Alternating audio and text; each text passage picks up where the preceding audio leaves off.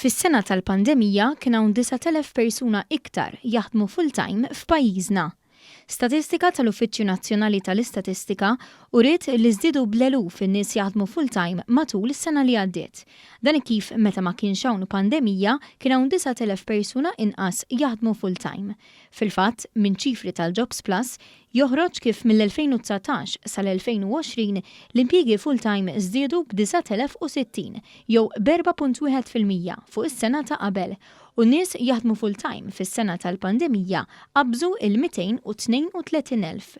Kif mistenni minħabba l-isfidi tal-pandemija li laqtu lid-dinja kollha żdied il-qatt fis-sena 2020. Minkejja dan, il-Gvern ħadem u ħareġ bi skemi ta' għajnuna l-familji u n-negozji biex illum Malta għandha l-inqas rata ta' qatt fl-istorja.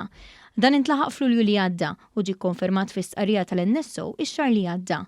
Intant, mill-istatistika maħruġa tul il-jum ta' tlieta joħroġ li l-aktar setturi li raw ingaġġ ta' nies full-time matul is-sena tal-pandemija kienu dawk tas-servizzi u amministrattivi.